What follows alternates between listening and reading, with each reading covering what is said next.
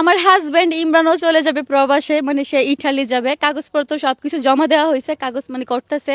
তো আসলে আমি কোনোদিন আমি কল্পনা করি নাই যে আমারও প্রবাসীর বউ হতে হবে। তো আমি যাবো, প্রত্যেকটা বেশি না, মাত্র 5 বছরের জন্য যাবো। তুমি 5 বছরের জন্য চলে যাবা? ওরে আল্লাহ রে। আচ্ছা 5 বছর কেমন দেখবো? সবাই জন্য থাকে।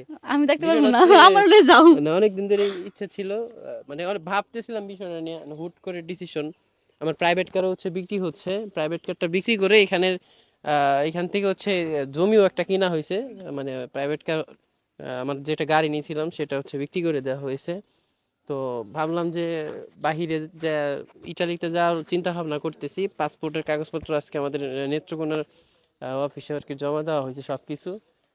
মানে ইমার্জেন্সি পাসপোর্ট করে না, ওইভাবে করতে দিছি।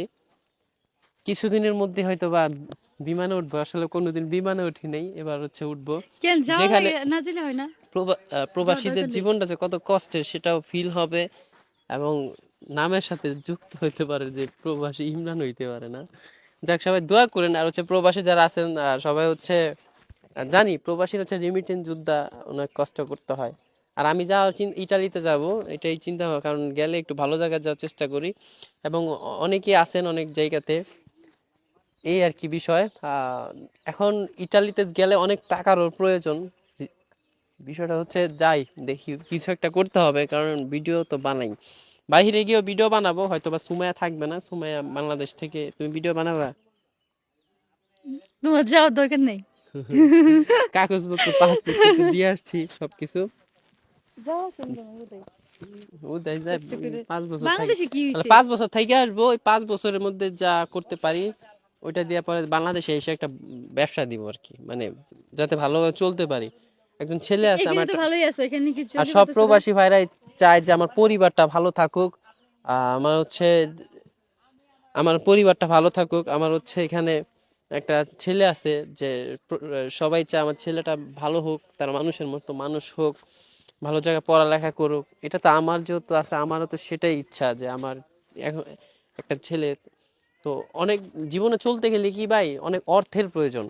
আপনারা আমাকে অনেকেই অনেক সময় বলেন যে ইমরান ভিডিও করে ইনকাম করার জন্য, ইমরান হচ্ছে ব্যবসা করে, এই ধরনের কথা বলেন।